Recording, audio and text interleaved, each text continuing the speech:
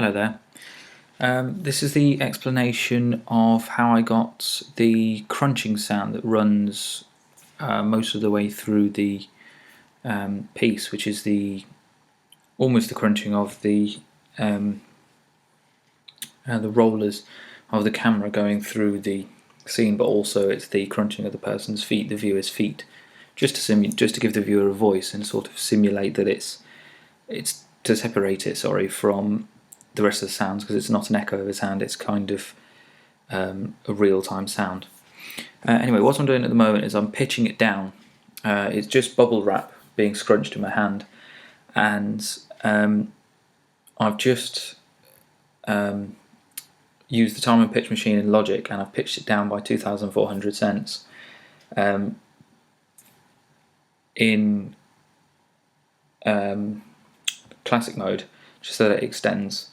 And then I've also I'm also just waiting for it to close.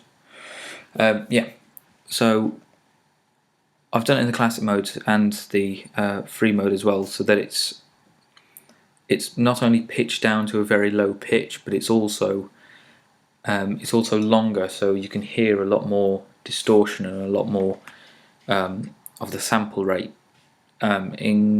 decreasing, so that you can hear more of the crunching, and it's more distorted. And what I'm doing here is I'm taking off very high end, so that it's not too much and it's not too dominating, and I'm adding probably about 14 dB around the mid to high frequencies, mid frequencies, to make sure that it stands out on its own, so it is a bit more spine tingling and visceral, but I don't want it to dominate the piece, so it just sits in the background and sort of rolls through the piece. Now I'm also compressing it so that there aren't any surprise peaks or any massive transient peaks, so that throughout the piece it sort of keeps it in check, and therefore it keeps it as if it's rolling again, to simulate this sound of to almost simulate the sound of the camera rolling through this piece. At this point I'm actually quite happy with the sound. It sounds exactly like something crunching over glass, or something crunching under feet, for example, as well. And what I want to do is to only have it when it's on the floor.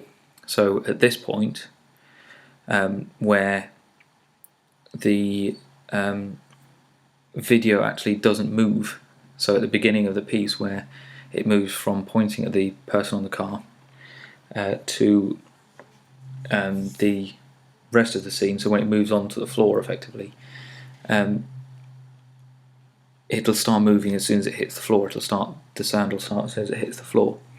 Now I'm just merging them all together so that it's all one long constant sound, and you'll see here I'm just making sure that it does begin where I'd like it to begin, and I don't want it to kick in too loud. I don't want it to be too much of a sudden sound, so I want it to sort of roll in. So I'm going to automate the volume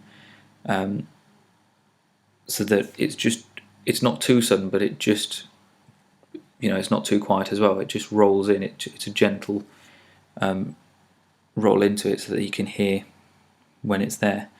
And also I wanted to make sure that it could be heard throughout the entire thing, so I listened there. At this point it was basically finished, so thank you for watching.